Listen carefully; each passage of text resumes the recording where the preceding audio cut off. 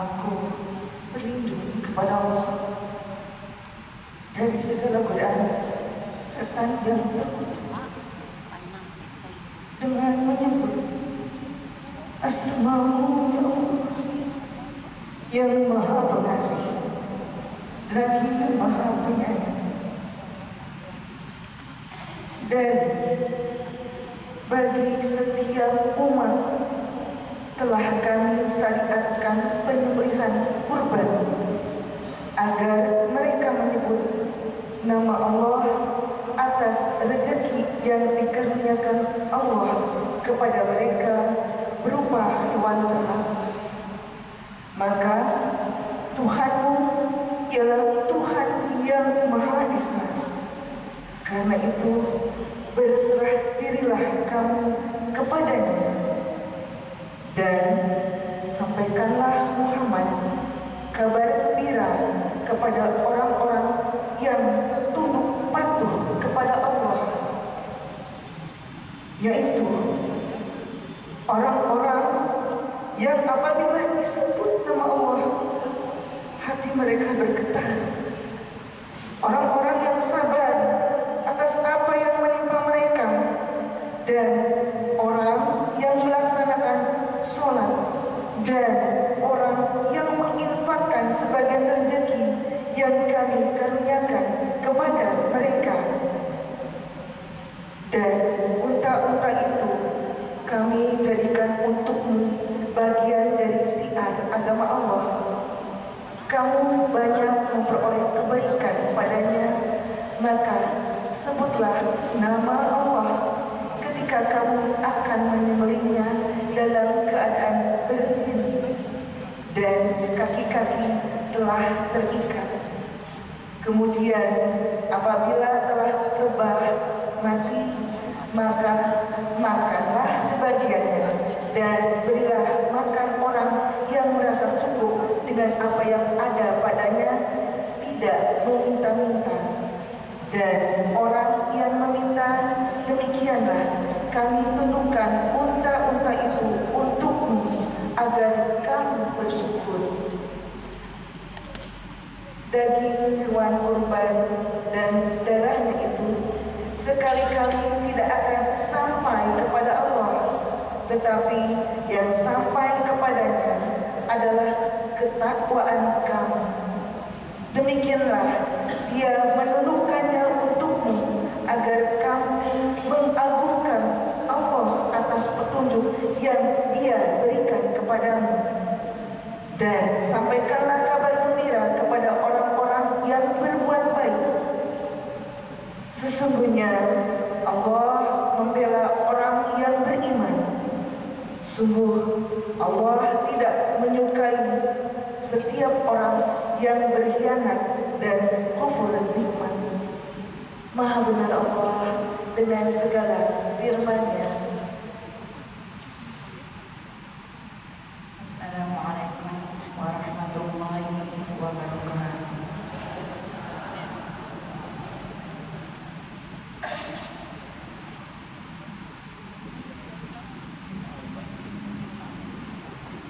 Alhamdulillah, jazakumullah khairan jaza atas Anda terjebaknya pada Umiaya dan pada Yona. Baiklah ibu-ibu rahimakumullah, tiba saatnya dalam acara berikutnya, yaitu sambutan dari Ketua Departemen Dakwah PW Salimah Jabar, yaitu Ibu Ruli Kurnia Cahyani, SPD Al-Hafidhullah.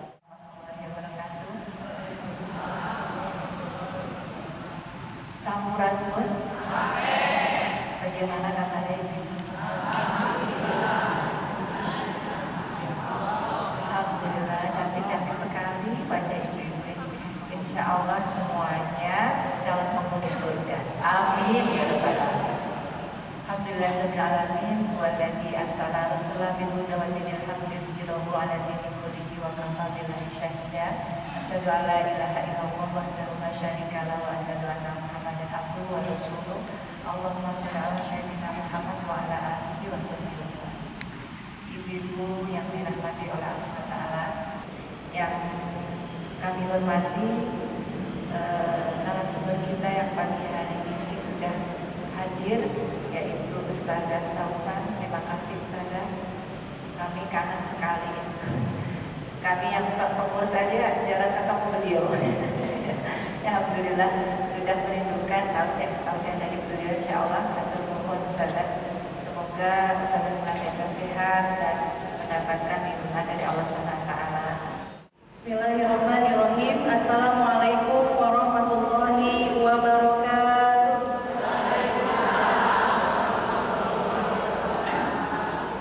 Ibu-ibu, apa kabar semuanya? Sehat? Luar biasa, Allahu Akbar. Kayaknya tangannya belum pada ke atas semua ya, masih begini, ada yang di bawah, ada yang di tengah, ada yang malu-malu ya. Pengen lihat semangat ibu-ibu semuanya. Apa kabar ibu-ibu semuanya? Luar biasa, Allahu Akbar. Teh Nunung ternyata modelnya macam-macam ya. Ada yang begini, ada yang begini. Oke, nggak apa-apa. Yang penting semuanya semangat. Baik, alhamdulillah, alhamdulillahirabbil alamin, wa bihi nasta'in ala umuri dunya waddin, wa ala alihi wa sahbihi ajmain, amma ba'du. Alhamdulillah, segala puji kita haturkan kepada Allah Subhanahu wa taala, karena pada pagi hari ini saya bertemu dengan ibu-ibu solehah, teteh-teteh ya, dengan berbagai warna-warni yang ceria. Ada yang merah, ada yang pink, ada yang ungu ya. Ini yang ungu dari mana ibu-ibu? Anur di mana? Oh, Sadang Serang ya, tetanggaan atau ya?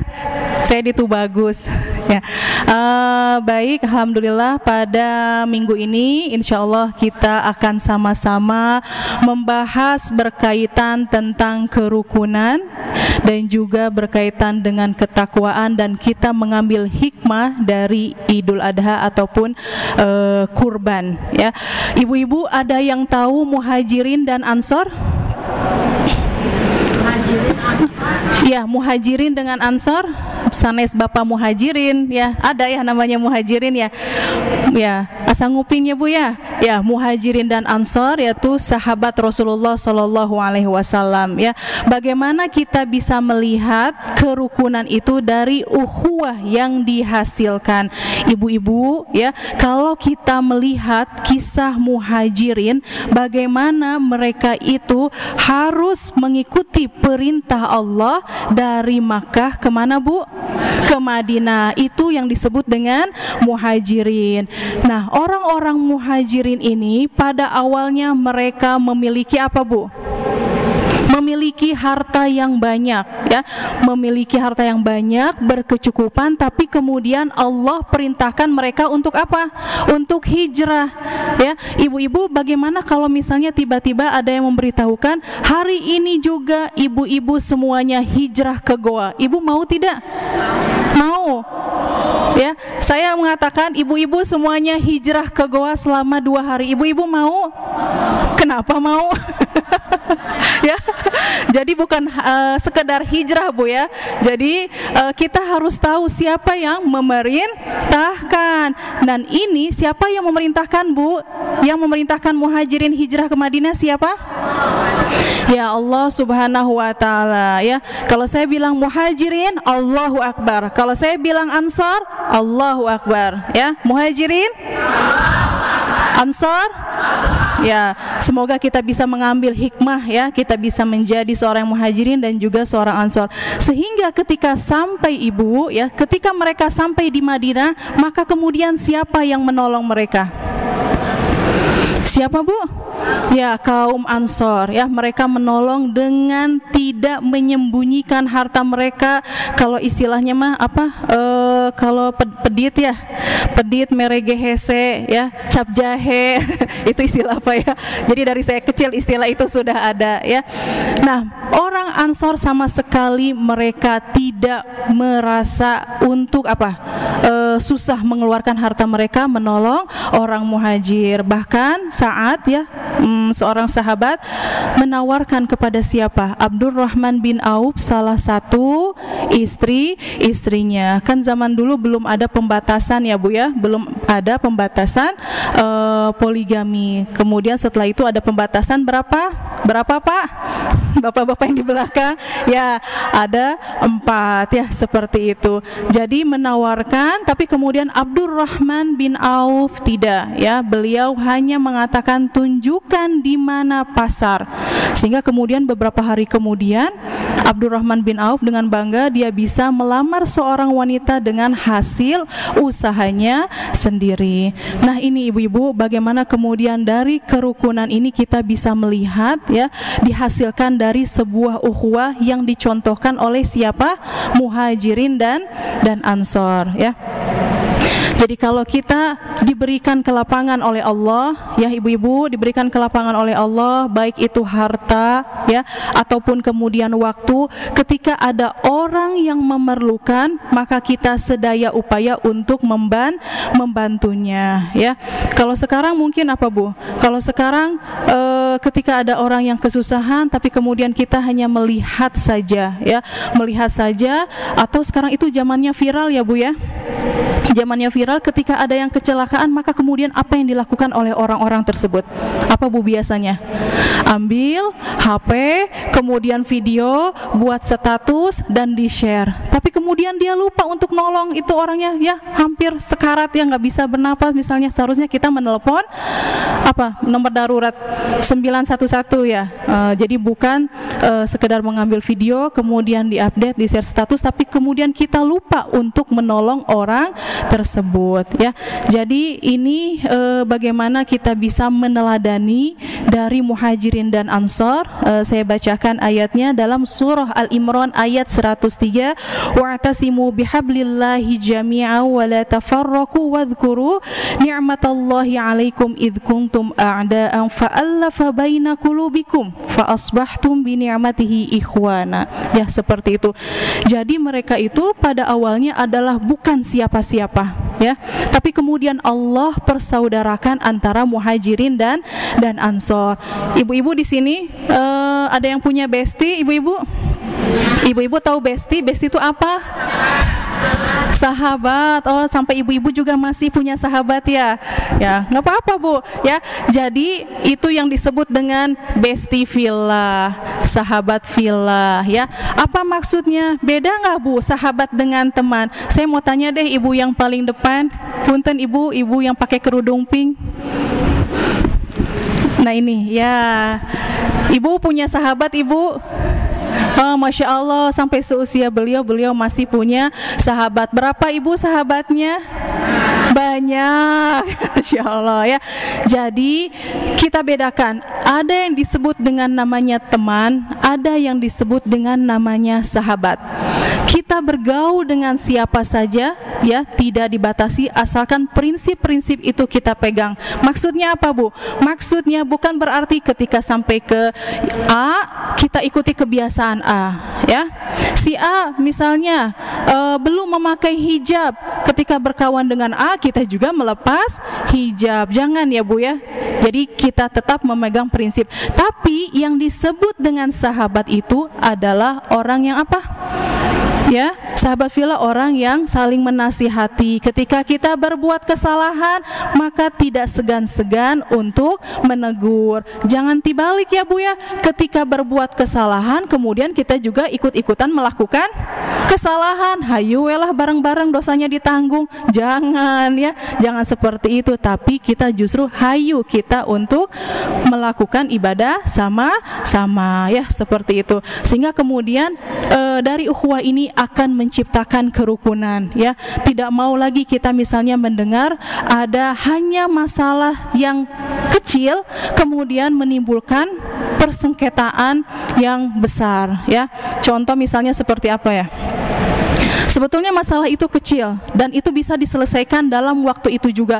Tapi karena kemudian ada yang membicarakan dari A ke B, dari B ke C ya, sampai akhirnya kemudian sampai ke pemiliknya, pemilik masalah, tapi kemudian masalah menjadi besar. Biasa kan Bu, misalnya saya bicara sama Umi Nina, Bu Nunung ini suka makan bakso misalnya. Tapi Umi Nina, contoh ya Umi ya, nggak apa-apa. Umi Nina kemudian menceritakan kepada Bu Ruli misalnya, tapi ceritanya misalnya Bu Nunung suka makan bakso orang lain. Beda nggak Bu? Beda. Akhirnya tiba-tiba sampai Umi Yaya menyampaikan ke Bu Nunung ya. Dari Bu Nunung nyampainya Bu Nunung suka makan bakso orang lain yang sudah basi. Beda nggak? Beda ya, padahal mangga. Ya, seperti itu. Jadi permasalahan yang kecil kemudian yang bisa diselesaikan pada saat itu juga, tapi kemudian menjadi permasalahan yang besar, sehingga akhirnya apa? Yang tadinya berukhuwah menjadi retak kembali. Rukun tidak Bu? Tidak. Suami istri juga seperti itu ya. Apalagi misalnya seorang istri yang selalu mengungkit masalah yang 20 tahun yang lalu misalnya. Ibu masih suka mengungkit tidak? Ya, misalnya lupa dibeliin pesan seblak, pesan ke suami, tapi ternyata suami lupa membelikan. Itu sudah kejadian 15 tahun yang lalu. Sampai sekarang masih diungkit. Seblak aja lupa, apalagi yang lain. Aduh, itu kasus yang 15 tahun lalu masih diingat. Padahal kata si suami, seblak yang mana ya katanya ya. Jadi begitulah ya, jangan mengungkit permasalahan yang sudah lalu dan apalagi sudah selesai ya, seperti itu.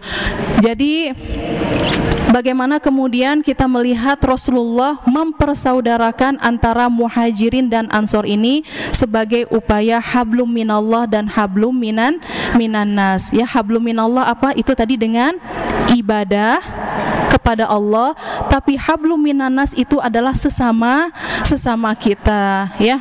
Contoh Bu, yang bahaya itu adalah apa? Hutang. Hutang boleh tidak? Boleh tidak? Boleh ya. Asalkan apa? Kita mempunyai komitmen untuk membayar ya. Jangan sampai kemudian sekarang ada istilah orang yang berhutang lebih galak daripada orang yang menghutangi. Jangan ya Bu ya. Karena mungkin saking sudah biasanya akhirnya muncullah lelucon itu. Karena memang pada kenyataannya akhirnya seperti itu. Yang takut siapa akhirnya? Yang nagih enggak gitu ya. Sampai kemudian ada satu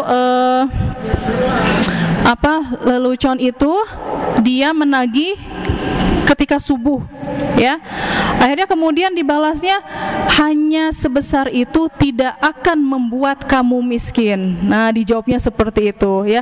Jadi itu tidak boleh ya. Masing-masing mempunyai adab. Orang yang menghutangi juga ada adabnya, orang yang berhutang juga ada adabnya. Orang yang menghutangi, maka adabnya apa? Dia menghutanginya dengan baik-baik ya. Orang yang berhutang, maka dia harus komitmen dengan apa yang dia lakukan. Kalau misalnya dalam 1 bulan saya akan membayar, maka coba untuk komitmen dalam 1 bulan itu. Oke, baik. Kemudian yang seterusnya ya, dari kerukunan ini kita bisa melihat bagaimana kemudian bersegeranya kaum Ansor sehingga akhirnya menciptakan kerukunan di Madinah itu. Bersegeranya mereka melaksanakan perintah Allah, tidak ada lagi mereka menunda-nunda untuk menolong orang muhajir ya. Ibu-ibu coba bayangkan, dengan bis saja dari Makkah ke Madinah berapa jam? Ada yang pernah umroh, haji? Coba ibu, sebelum kereta cepat ada ya. Dari Makkah ke Madinah berapa jam, atau Madinah ke Makkah? 6. Ya, paling cepat misalnya 5 jam. Dan sekarang ada kereta cepat 2 jam. Tidak terasa, baru kita merem tiba-tiba sudah sampai lagi ya. Tapi zaman dulu Bu, ada tidak semua itu? Gojek, GoFood, apalagi Shopee ya, tidak ada zaman dulu ya. Tidak mudah seperti sekarang. Kalau ibu bayangkan itu belum ada jalanan yang beraspal ya. Kalau ibu melihat ke Taif kan berbatu, nah ibu bayangkan seperti itu ya, naik kabel kar kemudian berbatuan, batu-batuan, nah seperti itu ya. Bagaimana kesusahannya orang muhajirin, mereka kemudian hijrah ke Madinah, tapi mereka menyanggupi karena ini perintah siapa? Ya, karena ini adalah perintah Allah ya. Mereka tidak tidak mengeluh. Bahkan dikatakan yang laki-laki itu kesusahan, laki-laki yang badannya kuat itu kesusahan. Bagaimana dengan anak-anak dan wanita? Tapi mereka tetap apa? Tetap hijrah. Sampai di Madinah badan letih, lesu ya, tidak membawa apa-apa. Maka kemudian apa yang dilakukan oleh Ansor? Mereka menyambutnya dengan bahagia. Ibu-ibu bahagia nggak kalau misalnya ibu-ibu nih melakukan perjalanan dari sini kemana? Ke Pangandaran, contoh ya Bu, ke Pangandaran naik omprengan, capek nggak Bu naik kolbak misalnya, masuk angin ya. Sampai di sana ibu merasa, aduh di sana saya akan menemukan siapa? Tapi ternyata di sana ibu disambut dengan sahabat-sahabat salimah, ya, dikasih makan, dikasih penginapan, misalnya. Ibu bahagia tidak? Bahagia, ya. Dan ini kemudian yang dirasakan oleh orang-orang muhajirin, ya, sehingga akhirnya kerukunan ini terjadi dari ukhuwah yang dilaksanakan antara muhajirin dan ansor, ya, seperti itu. Jadi kalau misalnya ibu mau mempersaudarakan, ya, mempersaudarakan itu bukan menjadikan saudara angkat, bukan, ya, tapi maksudnya adalah mendekatkan, ya, mendekatkan. Misalnya ibu mempunyai sahabat di kota Bandung, ibu juga mempunyai sahabat di Purwakarta, misalnya ibu mempertemukan mereka, nah itu juga bisa menjadi mempersaudarakan, ya. Nah, kemudian ibu, ya, dari kerukunan ini kita bisa melihat ada satu level tertinggi. Apa namanya, Bu? Satu level tertinggi. Namanya adalah ithar. Ibu tahu ithar? Isar. Ada ihsan.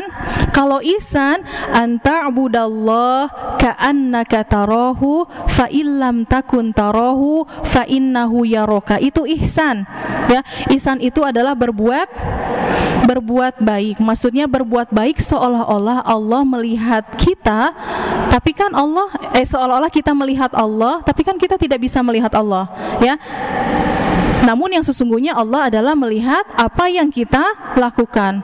Melihat Allah itu adalah nikmat terbesar ketika kita berada di mana? Di surga, ya. Nah, ini bukan ihsan tapi ithar. Apa maksudnya, Ibu ada yang tahu? Ada door prize ya, Bu? Oke deh, satu ithar. Ithar, alif, sa, ro. Bukan isar tapi ithar.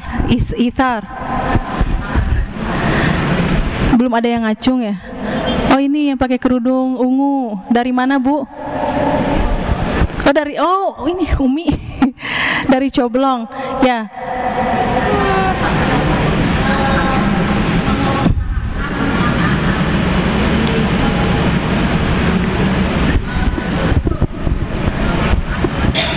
Kurang jelas. Betul-betul melaksanakan bagian apa nih? Dalam kebaikan. Itu berarti sepertinya masuk ke dalam ihsan, ya. Jadi kalau isar, satu lagi, ada yang ingin mencoba? Dari mana, Ibu? Oh, dari Cicadas. Ya, gimana? Orangnya? Oh, kuat, kokoh. Belum tepat. Satu lagi deh. Berazam. Ya, boleh dari mana? Melakukan aturan syariah Islam itu masuk ke dalam ihsan. Ya udah. Terakhir yang pakai kerudung abu. Nah, betul. Ibu dari mana, Bu? Cibenying Kaler. Oke, baik, betul ya. Jadi mendahulukan atau mementingkan orang lain daripada diri sendiri. Ya, ini berkaitan dengan ukhuwah sehingga akhirnya menciptakan kerukunan. Itu ya. Jadi ini adalah level tertinggi ya. Jadi level tertinggi. Jadi dirinya sebetulnya memerlukan hal itu. Tapi ketika melihat orang lain lebih memerlukan, maka kemudian apa? Dia mengikhlaskan apa yang dia punya itu untuk orang lain ya, seperti itu. Dan ini pernah terjadi pada sahabat Rasul ketika ada seorang tamu ya, laki-laki yang ingin berkunjung kepada sahabat tersebut. Apa yang kemudian dilakukan oleh sahabat tersebut karena ingin memuliakan tamu tersebut? Ibu-ibu, apa yang dilakukan oleh sahabat tersebut? Sebetulnya ada makanan, tapi ternyata makanan itu cukup untuk siapa? Untuk anak dan suami istri itu, gitu ya. Akhirnya apa yang terjadi? Ditidurkan, lampu dimatikan, kemudian anak-anak ditidurkan lebih awal sehingga anak-anak itu lupa dengan makanan ya. Akhirnya apa? Akhirnya makanan yang ada itu ya dia sisakan untuk siapa? Mereka makan, tapi makannya pura-pura ya. Jadi makanan yang seharusnya untuk suami istri itu dimakan oleh tamu, dan tamu itu tidak tahu kalau suami istri itu tidak makan. Karena apa? Karena lampunya dulu mah bukan lampu atau apa ya, kayak damar ya. Nah, seperti itu, pelita. Damar masih ada nggak ya, Bu, sekarang?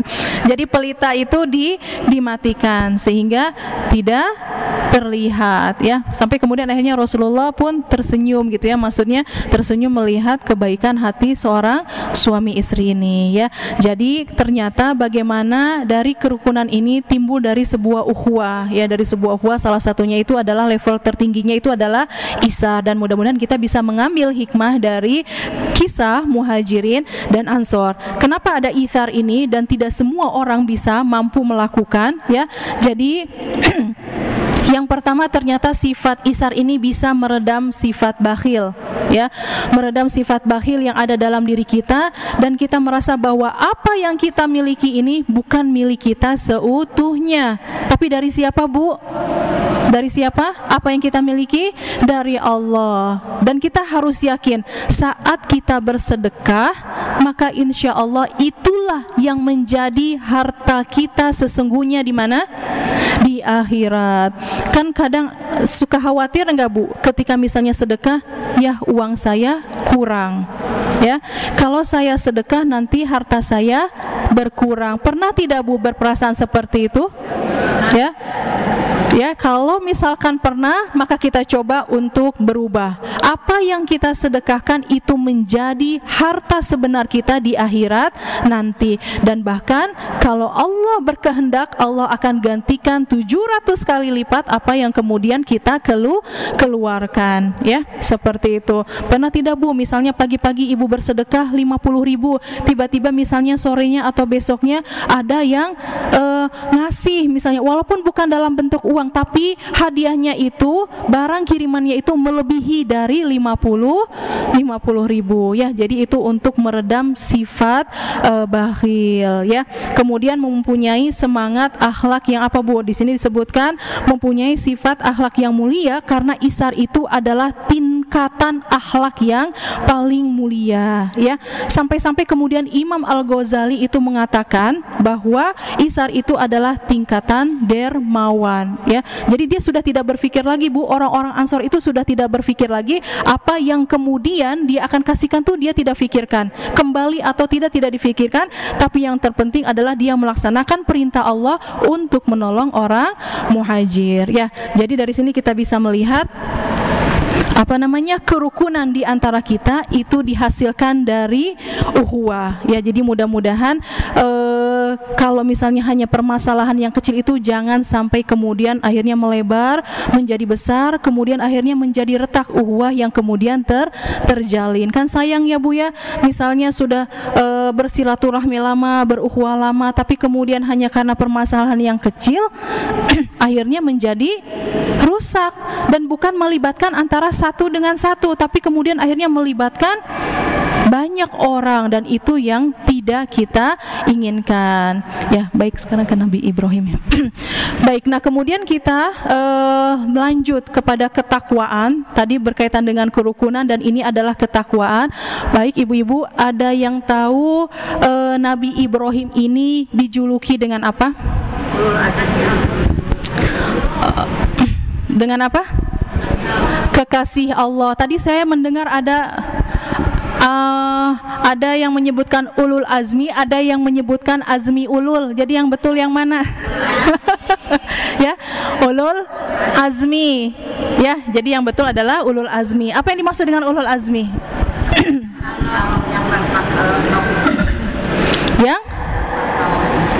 yang bertauhid tinggi. Ulul azmi ada berapa Bu? Ya, ada 5. Yang pertama siapa? Kalau dulu saya belajarnya Mimin ya. Mimin itu M Nabi Muhammad, I Nabi Isa, M Nabi Musa, I lagi Nabi Ibrahim, N Nun Nabi Nuh. Ibu bisa hafalkan dalam waktu 5 detik. Mimin, Nabi Muhammad, Nabi Ibrahim, nggak apa-apa urutannya, nggak apa-apa. Yang awal itu Nabi Muhammad, Nabi Ibrahim, Nabi Muhammad, Nabi Isa, Nabi Musa, Nabi Ibrahim, Nabi Nuh. Ya, sudah Ibu, sudah hafal? Ya, itu yang termasuk dengan ulul azmi. Kenapa kemudian akhirnya disebut dengan ulul azmi? Karena 5 nabi ini, 5 rasul ini adalah mereka mendapatkan cobaan yang berat dibandingkan dengan rasul yang lain. Nah, sekarang kenapa Nabi Ibrahim? Ibu-ibu ada yang tahu Nabi Ibrahim? Istrinya ada berapa? Ada 2. Yang pertama siapa Bu? Ya, Siti Sarah. Ibu tahu Siti Sarah kemudian mempunyai anak pada usia berapa? Ya, 99 tahun. Dan kemudian ya, dalam rentang waktu itu ya, dalam rentang waktu sampai 90 ya, 90, karena dengan Siti Hajar itu Nabi Ibrahim usia 86 tahun baru mempunyai Nabi Ismail. 99 mempunyai anak yaitu Nabi Ishak ya. Jadi kenapa kemudian Nabi Ibrahim ini kita sebut juga ada dalam sholat? Betul Ibu? Ya, dalam doa iftitah ada ya, kemudian ketika tahiyat ada. Ibu hafal doa tahiyat? Hafal kan? Nah, itu ada disebut dengan Nabi Ibrahim juga. Maka kemudian ada beberapa keistimewaan yang meletakkan Nabi Ibrahim itu pada predikat kekasih Allah ya. Ketika menikah dengan Siti Sarah, beliau tidak mempunyai anak sampai puluh tahun ya. Tapi Nabi Ibrahim bersabar. Kalau beliau bisa, mungkin beliau akan mengatakan, saya akan menikah lagi agar saya mempunyai anak. Tapi kemudian apa yang terjadi? Nabi Ibrahim masih bersama Siti Sarah. Yang terjadi adalah apa? Siti Sarah meminta Nabi Ibrahim untuk menikah dengan siapa? Dengan Siti Hajar. Ya, Siti Hajar itu kalau tidak salah pemberian hadiah dari raja ya, raja yang kemudian akhirnya dinikahi, karena beda statusnya antara hamba dengan istri.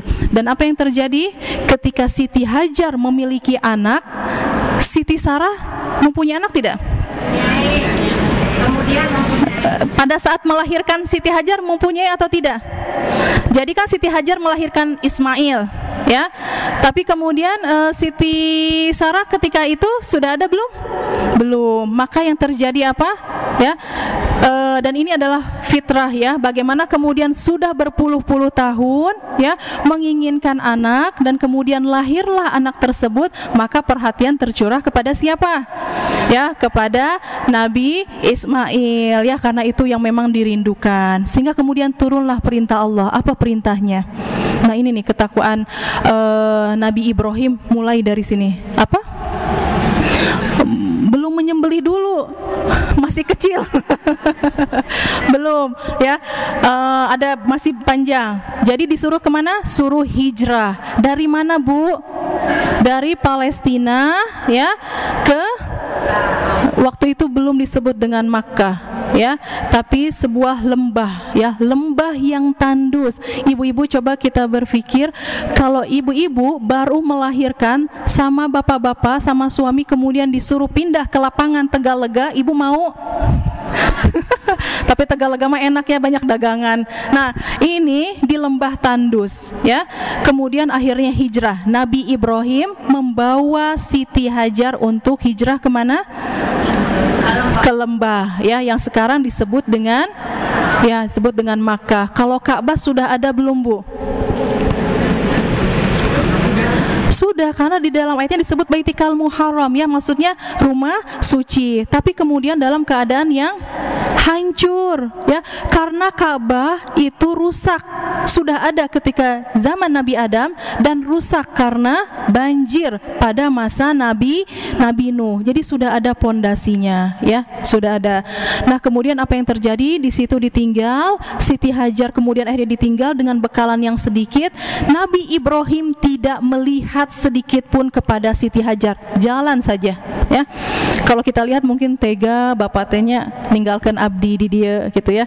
Tapi kemudian apa yang ditanyakan oleh Siti Hajar ya, kalau zaman sekarang mungkin para istri akan meniteng teuingan akang tehnya ninggalkan abdi di dia gitu ya. Ya, Bang Toib katanya sudah lama tidak pulang ya. Tapi yang ditanyakan oleh Hajar, apakah ini perintah Allah? Jika ini perintah Allah, maka saya akan taat. Baru kemudian Nabi Ibrahim berhenti, tidak lihat, tapi berhenti dan mengatakan ini adalah perintah Allah. Akhirnya apa kata Siti Hajar? Ya, sami'na wa ata'na, dan saya percaya dengan Allah ya. Sampai akhirnya kemudian apa? Terjadilah peristiwa air Zam-Zam itu, dan Nabi Ibrahim akhirnya berdoa ketika sudah jauh dari Siti Hajar dan Ismail baru melihat, dan beliau berdoa ya, dalam surah Al-Baqarah beliau berdoa supaya apa? Dan nanti menjadi tanah yang subur. Terbukti tidak sekarang? Ya, terbukti kaya raya ya, Saudi Arabia, Makkah itu ya, seperti itu. Jadi itu adalah salah satu mengapa kemudian Nabi Ibrahim menjadi orang yang terpilih. Tidak macam-macam ujiannya ya. Yang pertama ujian beliau dengan ayahnya ya. Ayahnya apa? Ayahnya ini pembuat berhala, ibu tahu? Yang suka disembah pada zaman dulu ya. Sampai kemudian kata Nabi Ibrahim, beliau mengatakan mengajak untuk beriman kepada Allah. Tapi kemudian apa yang dikatakan oleh siapa? Ayahnya Nabi Ibrahim ini, kalau kamu sampai mengatakan hal itu, saya akan melempari kamu dengan batu sampai mati gitu ya. Tapi kemudian Nabi Ibrahim tidak lelah ya untuk mengajak ayahnya, dan beliau lulus ya. Maksudnya Nabi Ibrahim tetap dalam keimanannya dan tetap mengajak ayahnya. Kemudian yang kedua ya, beliau apa? Melihat matahari. Kenapa orang sembah matahari ya? Padahal matahari ketika malam apa? Ada tidak? Tidak ada ya. Ketika yang malam orang menyembah bulan, ketika siang bulan ada tidak? Tidak ya. Akhirnya beliau terus ya, sampai kemudian melihat ada orang yang menyembah berhala ya. Orang yang menyembah berhala ini ya, ditempatkan berhala itu banyak, sampai kemudian Nabi Ibrahim menghancurkan berhala semuanya dan menyisakan satu ya, satu berhala yang paling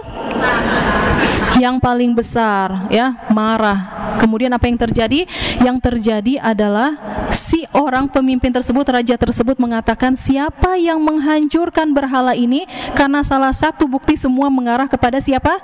Nabi Ibrahim ya. Tapi Nabi Ibrahim dengan jelas mengatakan, silahkan Anda tanya kepada berhala yang paling besar ya. Itu maksudnya apa? Mengapa Nabi Ibrahim mengatakan seperti itu? untuk mengajak mereka supaya berpikir, ya. Maksudnya apa? Masa menolong diri sendiri saja tidak bisa, ini mau menjadi Tuhan.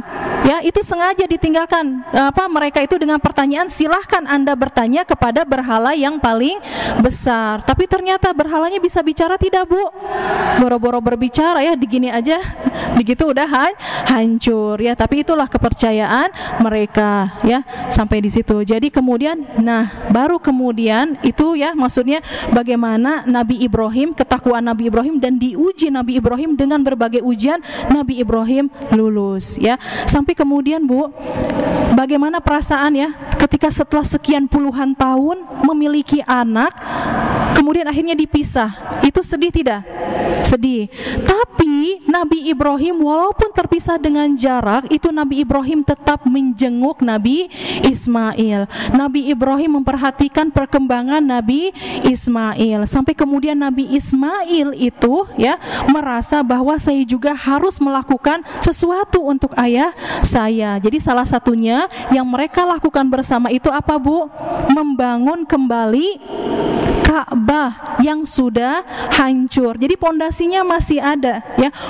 Pondasi Ka'bah itu masih ada. Kemudian setelah sekian ujian itu dilewati, maka Allah perintahkan Nabi Ibrahim untuk membangun Ka'bah, dan dibantu oleh siapa? Oleh Nabi Ismail ya, seperti itu. Sehingga kemudian menginjak dia bukan remaja, bukan anak kecil, pertengahan antara itu ya. Bagaimana kemudian tiba-tiba Nabi Ibrahim bermimpi. Apa mimpinya? Mimpinya beliau menyembelih Ismail ya. Kalau Nabi mimpi itu berarti apa, Bu? Itu adalah wahyu, perintah yang harus dilaksanakan. Ngedek-dek nggak, Bu? Ya. Kalau misalnya kan kita hanya manusia biasa, tapi kalau kita mimpi seperti itu, bangun-bangun kan kita takut. Kenapa saya mimpi ini? Jangan-jangan ini wahyu? Jangan ya, jangan seperti itu. Wahyu hanya mimpi itu, wahyu berupa mimpi itu hanya pada Nabi ya, Rasul ya. Kalau kita jangan kemudian ini jangan-jangan wahyu, jangan-jangan ilham, jangan ya, Bu. Jadi mimpi itu adalah bunga tidur. Saat mimpi baik kita ucapkan alhamdulillah, tapi ketika mimpi buruk maka kita membaca ta'awudz 3 qul ya, meludah ke bagian kiri. Setelah itu boleh tidur kembali atau kita sholat tahajud misalnya kalau jam 2, dan tidak perlu diceritakan kepada orang lain ya. Itu sunnahnya kalau kita bermimpi buruk. Biasanya kan kalau mimpi buruk heboh, wah tadi malam saya mimpi ini gitu ya, akhirnya mengambil kesimpulan ada apa ya, mau ada apa ya. Nah, tidak perlu.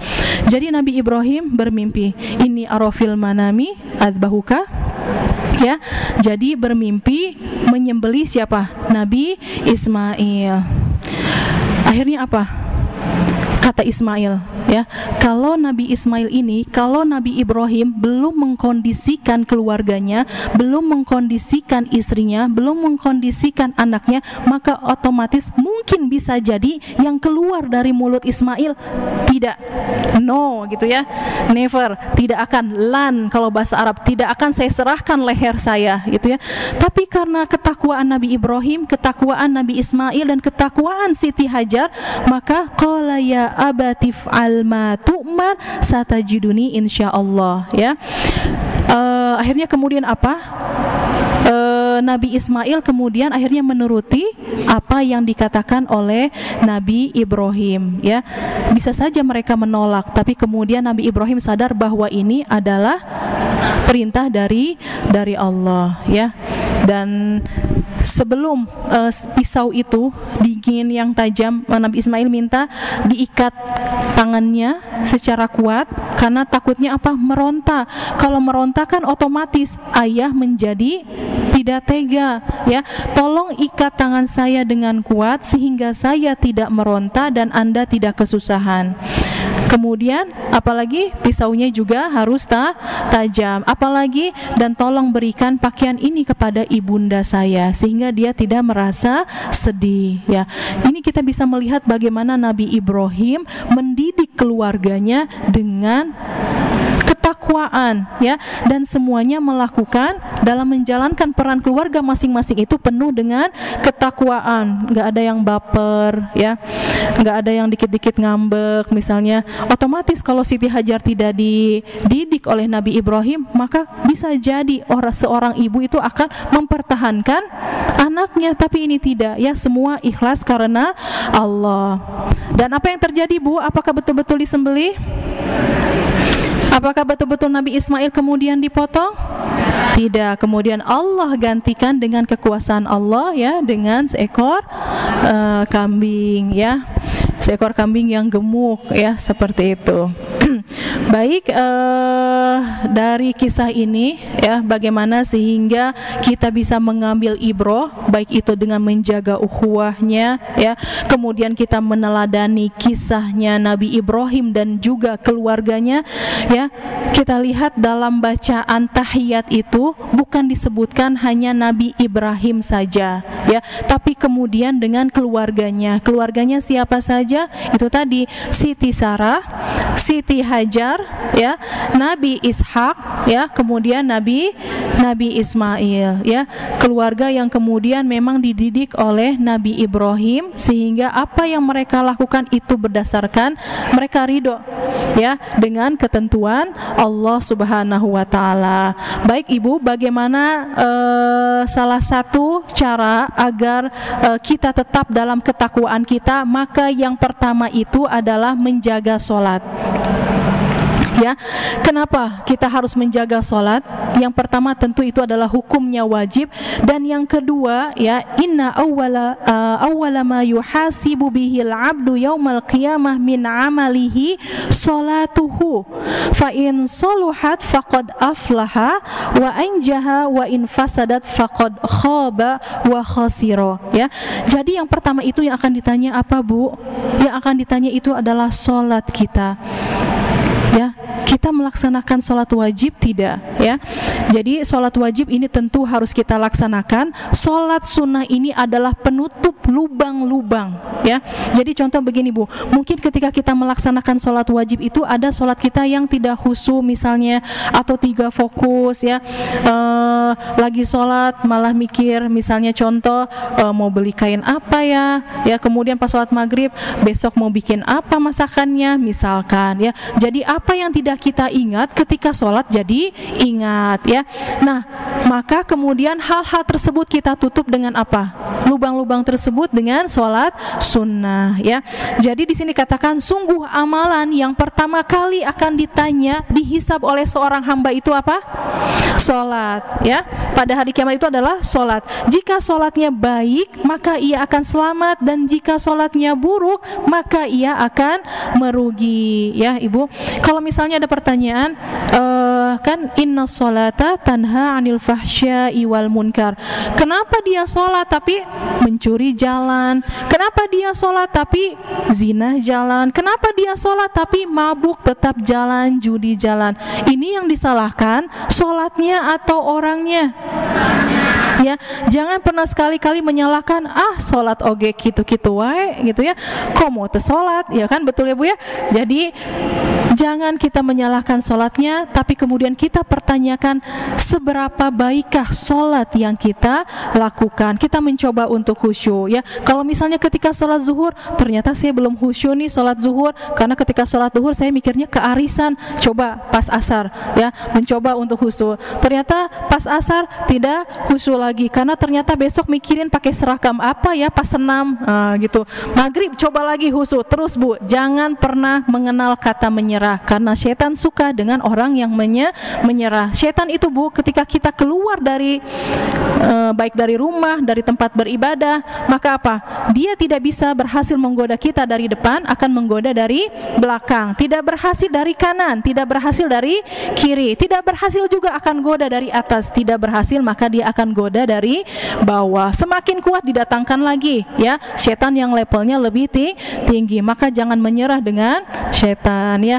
Tapi kita juga jangan kambing hitamkan setan. Ketika tidak mau sholat, setan aja kuat ya. Jadi kita menyalahkan setan, itu mah tanggung jawab diri kita sendiri ya Bu ya.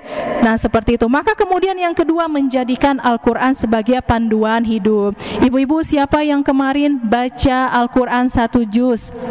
Enggak apa-apa, ini fastabiqul khairat ya, bukan ria, tapi berlomba dalam kebaikan. Siapa yang kemarin setengah juz? Setengah juz. Ya, siapa yang kemarin 5 lembar aja? 5 lembar. Yang kemarin 3 lembar?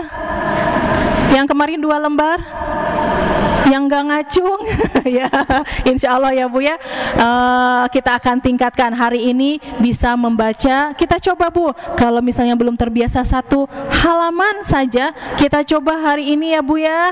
Pulang dari sini atau sebelum pulang duduk dulu di masjid, baca setengah halaman saja ya, ya Bu ya. Ya, wah bagus, one day one juice itu untuk memotivasi kita semuanya ya, seperti itu. Jadi menjadikan Al-Quran itu sebagai panduan hidup. Allahumma paksakan ya, karena kalau tidak dipaksakan apa Bu? Kalau tidak dipaksakan ya gitu lagi ya. Apalagi misalnya baru 2 menit ya, pernah nggak Ibu merasa? Contoh misalkan ini Quran, ini HP, baca baru 2 menit, auzubillahi minasyaitonirrajim, bismillahirrahmanirrahim, alhamdulillahirabbil alamin, arrahmanirrahim. Udah 5 watt mata. Ambil HP cenghar, wah setengah jam. Lupa Qurannya belum kebaca, baca lagi baru 2 menit gitu deh, HP setengah jam. Jadi mana yang lebih banyak Bu? HP-nya. Jadi awaskan ya. Jadi kalau betul-betul mau fokus baca Quran itu hanya ada Quran di depan kita ya. Ya, jadi hanya ada Quran di depan kita dengan kekasih kita Allah. Kita fokuskan, kalau ngantuk jangan ke HP larinya, tapi kita coba untuk berdiri. Kita coba untuk wudu ya. Duduk masih ngantuk, berdiri. Berdiri masih ngantuk, wudu. Wudu masih ngantuk, tidurkan aja dulu Bu sebentar, setengah jam ya. Setelah itu segar, bangun lagi masih ngantuk, nggak tahu deh. Coba dulu Bu, pokoknya berusaha, jangan menyerah tadi ya, jangan menyerah ya. Jadi menjadikan Al-Quran sebagai panduan hidup ya, seperti itu. Kemudian yang ketiga, untuk menghadirkan ketakwaan dalam diri kita adalah peduli kepada sesama muslim. Itu tadi ini berkaitan ya dengan ukhuwah.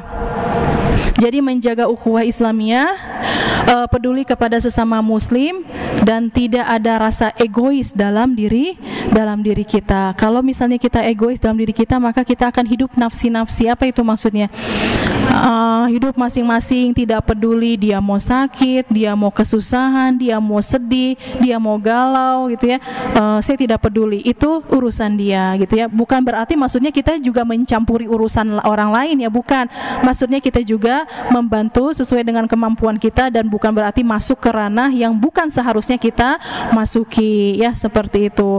Misalnya lagi ada masalah suami istri teman kita, kemudian kita apa istilahnya ikut campur, ngareog sampai akhirnya yang tadinya mau adem malah jadi semakin rame gitu ya, seperti itu. Jadi menjaga ukhuwah Islamiyah ya. Apa yang terjadi Bu kalau kita saling bersatu ya?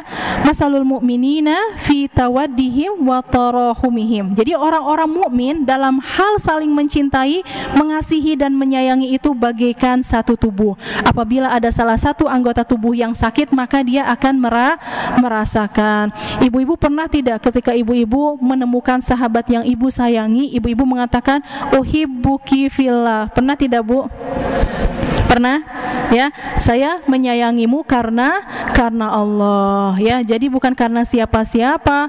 Ketika misalnya ada yang mengatakan hal ini, jangan kemudian akhirnya resep ke istri deui, bukan ya. Itu justru sunnah mengatakan, kita mengutarakan saya menyayangi kamu karena Allah. Maksudnya apa? Maksudnya kalau dia berbuat salah, kita ingatkan kita berbuat salah, diingatkan kita sedang kesusahan, dia bantu. Ketika dia kesusahan, kita juga membantunya ya, seperti seperti itu. Oke, baik, mungkin itu ya yang dapat saya sampaikan berkaitan dengan ketakwaan, kemudian berkaitan dengan kerukunan ya, apalagi dalam kisah Nabi Ibrahim dan juga keluarganya yang bagi saya ini penuh syarat dengan hikmah, sehingga mudah-mudahan kita bisa meresapinya dan kemudian kita bisa amalkan dalam kehidupan kita, terutamanya berkaitan dengan keikhlasan, berkaitan dengan ketaatan. Karena apapun yang Allah perintahkan, maka yang harus kita lakukan itu adalah sami'na wa ata'na. Kami dengar dan kami taat, dan bukan justru sebaliknya, sami'na wa asoina. Kami dengar dan kami abai ya. Jadi kami dengar dan kami abai itu kita tahu hal itu, tapi masuk telinga kiri, masuk telinga kanan, keluar telinga kiri ya. Jadi jangan seperti itu, tapi yang harus kita lakukan dan kita pelajari dari kisah Muhajirin dan Ansor, kemudian kita juga lihat dari kisah Nabi Ibrahim dan juga keluarganya, maka mudah-mudahan kita bisa menjadi seorang muslimah yang sami'na wa ata'na, tapi bukan sami'na wa asoina. Baik, ibu-ibu, teteh-teteh, kayaknya mungkin setelah ini kita kalau ada yang belum difahami, kita lanjut ke diskusi saja ya, supaya lebih luas pembahasannya. Baik, Umi Nina, atau langsung saja ya? Langsung saja ya? Atau gimana?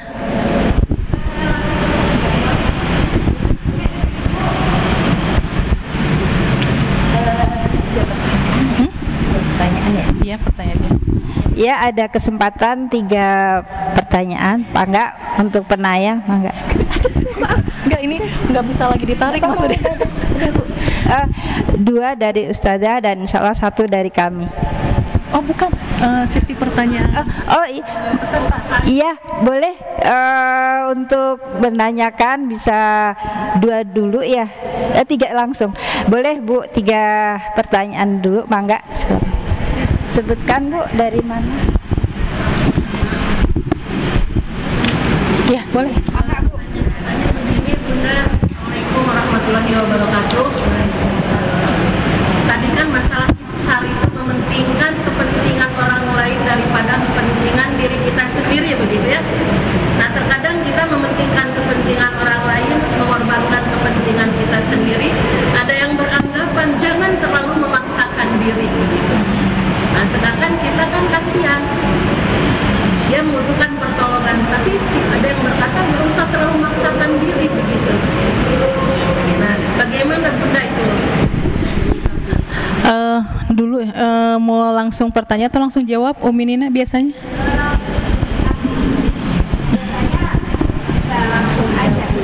Oke, baik. Jadi begini, Teh, tadi namanya siapa?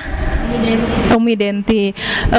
Jadi Umi, itsar itu kan kita mementingkan orang lain terlebih dahulu dibandingkan dengan kita. Jadi maksudnya seperti ini, kita ketika tidak mendapatkan hal tersebut tidak membahayakan diri kita, paham tidak? Maksudnya kita masih oke, masih baik-baik saja. Tapi orang tersebut ketika kita tidak memberikan hal tersebut, maka itu akan berdampak buruk pada kehidupannya. Contoh misalnya beras ya, di rumah kita misalnya kita sudah masak nasi nih, di rice cooker itu masih banyak, tapi memang beras itu ada untuk besok, tapi karena suami itu bekerja misalnya ya, masih bisa bekerja dan insya Allah masih bisa berusaha untuk cari beras besok. Tapi kalau dibandingkan dengan orang lain, kalau dia tidak dikasih beras pada saat itu juga misalkan, itu akan berdampak, karena misalnya belum makan 3 hari Bu, belum makan 2 hari, sedangkan di rumah kita Magicom rice cooker sama aja ya. Rice cooker itu masih penuh nasinya sampai ke atas, sampai nggak bisa ditutup misalkan gitu ya. Nah, jadi kita di situ ya, ketika kita kehilangan beras yang hanya 2 kilo itu tidak berdampak apa-apa bagi kita, tapi orang itu lebih memerlukan. Kita memang memerlukan buat besok, tapi kita masih bisa bertahan. Suami kita juga insya Allah besok masih bisa mengusahakan atas izin Allah. Tapi kalau kita melihat tetangga itu yang memang suaminya juga misalnya lagi sakit gitu ya, dan belum makan selama 2 hari, maka kita isar ya. Walaupun kita memerlukan beras ini, tapi mereka lebih memerlukan. Adapun misalnya omongan orang lain, jangan memaksakan, itu bergantung ya. Kalau kita percaya kepada Allah, kalau kita percaya kepada Rasul ya, bahwasanya ithar ini adalah level tertinggi dan akan ada pahalanya dari Allah ya, maka ya sami'na wa ata'na, dengan rasa ikhlas kita berikan ya. Kalau misalnya kita mengikuti pandangan orang, yang terjadi apa? Yang terjadi kita akhirnya tidak jadi mengasihkan, dan kemudian was-was dalam diri kita, nanti besok lagi dia minta, besok dia minta ya, seperti itu. Tapi kalau kita sami'na wa ata'na, kita yakin bahwasanya inilah yang kemudian dilakukan oleh para rasul, ini yang dilakukan oleh para sahabat, dan mereka baik-baik saja ya, tidak ada kekurangan dalam mereka. Kalaupun kekurangan ya tidak selamanya mereka kekurangan, itu namanya kehidupan kan, roda kadang di atas dan kadang di bawah. Mungkin ketika kita memberikan saat itu, kita saat kesusahan ya, tidak tahu kapan kita susah, tiba-tiba ada orang yang menolong kita dari jalur yang tidak disangka-sangka ya, seperti itu. Jadi intinya sami'na wa ata'na, dan kita yakin bahwa apa yang kita keluarkan itulah hakikat harta kita yang sebenarnya, bukan yang kita pegang, bukan yang kita pakai, bukan yang ada di bank, bukan saham, bukan tanah, bukan semua, tapi harta yang kita sedekahkan itulah harta sebenarnya kita yang menolong kita di akhirat nanti ya, seperti itu. Sami-sami. Tadi Bu Iis ya? Oh ya, mau pakai mic Bu? Ini dulu tadi Umi Nina, punten. Tadi ini dulu ya, setelah ini baru kerudung putih Ibu. Bu, siapa Bu yang kedua? Siapa yang kedua? Bu Iis. Angga. Waalaikumsalam.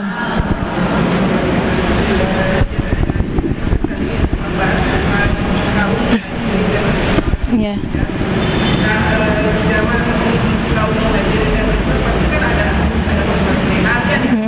Ya ada.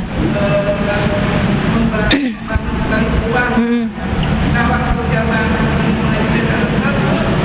adakah yang menjadi menengah gitu di bawah ada perselisihan? Iya. Terus siapakah gitu ya? Ya. Terus yang kedua, apakah sudah ikut oleh badiat gaji? Misalkan seorang itu selalu membuat ulah gitu. Apakah ada perjanjian? Oh, maksudnya yang berjanji yang mana? Yang membikin ulah? Oh iya. Iya. Ada penengahnya. Iya. Zaman mulai jadi nabi ada juga. Iya. Nah, apakah mulai itu sudah Perselisihan. menjaga uang? Oke, baik. Jadi tentu ketika Muhajirin dan Ansor itu bertemu dan mereka dipersaudarakan oleh Rasulullah, maka ketika mereka ada perselisihan, maka Rasulullah yang menjadi penengahnya ya. Rasulullah yang menjadi penengahnya. Mungkin ada ya beberapa misalnya perselisihan yang kemudian langsung diatasi oleh Rasulullah Shallallahu alaihi wasallam. Nah, kemudian bagaimana kalau misalnya kita contoh dalam kehidupan kita yang sekarang ya, maka itu namanya islah ya. Islah itu adalah mendamaikan antara dua saudara ya, sama muslim. Itu memang harus, dan kita tidak boleh ya Bu. Ibu-ibu masih ada nggak yang misalnya saling mendiamkan diri? Itu tidak boleh lebih dari 3 hari ya. Sama suami juga ya Bu, jangan lebih dari 3 hari, tidak boleh ya.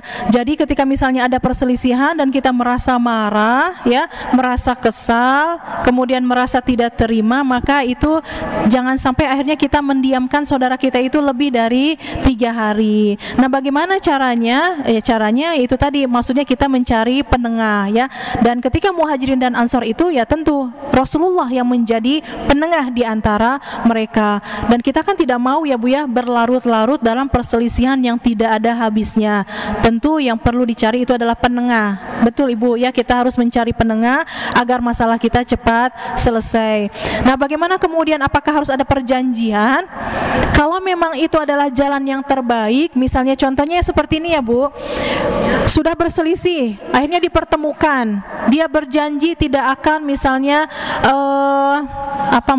apa istilahnya menguntit itu ya, kepo ya, kepo misalnya mencari orang, contoh ya Bu Is ya, misalnya Bu Is berselisih dengan A, nah si A ini misalnya suka menguntit atau kepo tentang kehidupan pribadi Bu Is ya, setiap hari lewat di depan pagarnya ya, setiap hari lewat di depan jendelanya misalnya nguping gitu, itu kan mengganggu, kemudian dia sebarkan ke yang lain, dipertemukan oleh pendamai, berjanji tidak akan melakukan, tapi kemudian seminggu lagi lewat lagi, Mas kalau lewat biasa sih tidak apa-apa, ini lewat berhenti 10 menit dengerin di jendela gitu ya, ternyata terjadi lagi ya, didamaikan lagi. Tapi kalau sampai berulang kali, sampai ketiga kali dan lebih, yaitu memang harus boleh tadi ya, misalnya di atas materai, saya merasa terganggu gitu ya, saya merasa terganggu, kalau misalnya sampai terulang lagi saya akan proses secara hukum, misalkan kalau itu betul-betul sampai mengganggu kehidupan pribadi.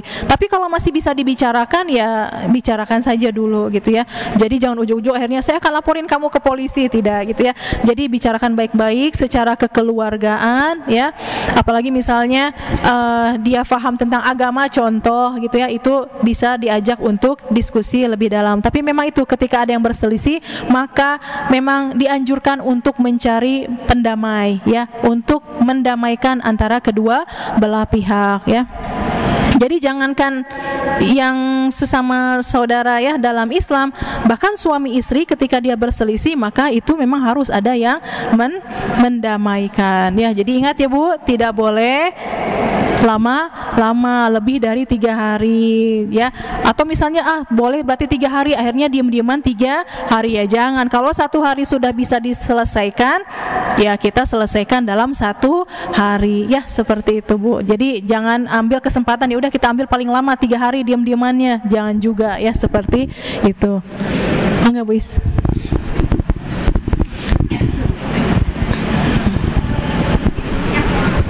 Oh itu yang ketiga ya? Iya boleh, boleh kalau nggak kedengaran boleh kesini. Boleh kalau nggak kedengaran, itu mungkin namanya bisa nyampe ini aja. Izin ya Bu Ustadzah. Bismillahirrahmanirrahim. Assalamualaikum warahmatullahi wabarakatuh. Mungkin Ustadzah, saya lebih ke penyembelihan hewan kurban ya, karena sebentar lagi kan mau ada Idul Adha. Jadi saya mau bertanya tentang syariat berkurban. Sepertinya begini kan, berkurban itu ada keterangan katanya lebih baik kepala keluarga ya. Dia diperintahkan kepala keluarga saja yang kurban. Kalau kepala keluarga yang kurban berarti pahalanya untuk semua ya. Itu. Kemudian apakah kepala keluarga itu hanya untuk orang ikhwan atau laki-laki ya? Saya kan suami sudah tidak ada, meninggal. Ini tinggal anak ya. Di rumah itu ada anak yang sudah berumah tangga juga, tapi masih dengan saya karena saya tidak boleh pindah oleh saya. Nah, apakah sekarang saya mau berkurban itu nama saya atau nama anak saya yang laki-laki gitu? Karena kan haknya lebih afdol gitu ya menurut syariat yang syariat yang diserahkan oleh Nabi Ibrahim. Jadi mana yang lebih baik? Apakah nama saya atau anak laki-lakinya usia berapa? Sudah berumah tangga. Sudah berumah tangga, tapi beliau ada kontribusi udah berumah tangga ya? Ya, tapi dia tidak punya anak. Belum punya anak, sudah sekian lama, sudah 16 tahun lah. Jadi di rumah saya dengan saya gitu. Saya kan di sana mau berkurban tahun ini. Apakah anak saya yang berkurban? Tapi kan bukan kepala keluarga. Jadi kepala keluarga itu kan saya. Yang menggantikan almarhum suami. Nah, jadi Ustadzah, mana yang lebih baik gitu agar maksudnya tidak bukan tidak mubadir ya akan lebih afdol aja lah kurbannya gitu. Nama saya atau nama anak saya gitu.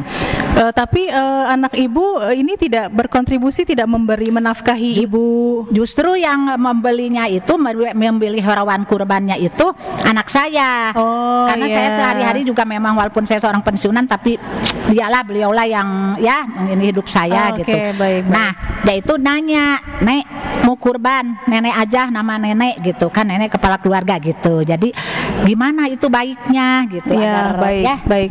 agar lebih maslahat lah gitu, lebih Ya. gitu. Mungkin itu saja. Terima kasih. Assalamualaikum warahmatullahi wabarakatuh. Waalaikumsalam warahmatullahi wabarakatuh. Oke, tadi saya kira anaknya masih sekolah SMA, kuliah, berarti sudah menikah tetapi belum mempunyai anak, dan anak ibu termasuk menafkahi ibu kan, dan termasuk yang membelinya. Berarti memang lebih baik anak atas nama anak ibu, ya.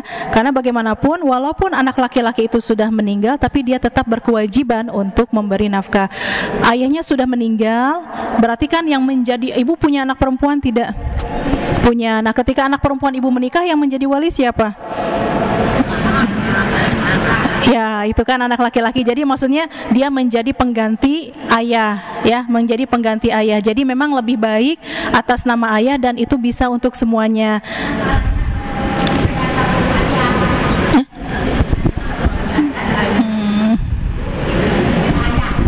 Antara siapa beda ayah?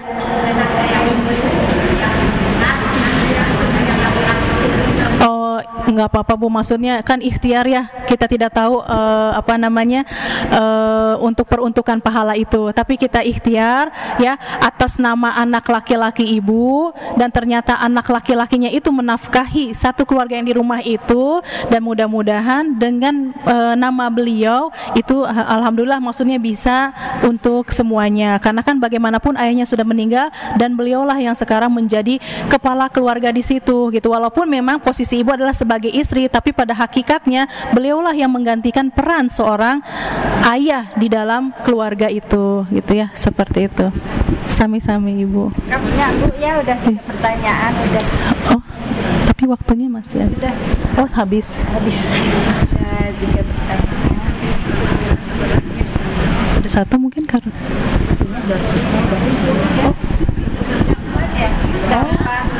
Lagi yang nggak apa-apa. tanya sama Ustazah di pas apa materi kan ada satu yang jawab, ya, sudah 4 berarti ya Bu. Nanti berarti gini, tawarkan aja. Kalau mau bertanya nanti tambah beras masuk ada. Besok akan kita Ibu-ibu, ini ada door prize-nya kan 4. Nah, tapi kalau masih ada unek-unek ingin bertanya lagi, tapi tanpa door prize, masih mau nggak apa-apa? Oh, nggak apa-apa Ustazah, Masya Allah masih kangen. Mangga, Ibu. Kesini aja. Biar kedengeran di sini. Boleh maju. Oh, enggak, kesini aja. Biar kedengeran. Daripada nanti sampai rumah jelaskan. Maksudnya Bismillahirrahmanirrahim. Assalamualaikum warahmatullahi wabarakatuh. Begini Bu Ustazah, kan tentang kurban, tapi ini memakai misalkan uang kita tuh belum cukup, misalkan baru ada 2,5 juta. Kata yang itunya boleh saja, misalkan dikasih dana talang, tapi kita teh bener-bener pengen berkurban, katanya bisa dicicil sisanya. Terus gimana itu mengenai pahalanya? Apakah boleh atau gimana, itu tidak diperbolehkan? Jadi saya kan bingung gimana. Talangan ya? Itu mengenai. Oke, boleh. Saya jawab langsung ya. Jadi boleh Bu, asalkan ibu ada komitmen untuk membayar. Yang tidak boleh itu misalkan main-main Bu, main-main dan gak ada komitmen untuk membayar dan diengke-engke. Nanti juga bisa, yang penting saya ditalangin aja dulu. Tapi kemudian dalam hatinya tuh dia main-main. Kapan-kapan aja deh saya bayarnya, toh dia mah uangnya banyak, nggak boleh itu ya.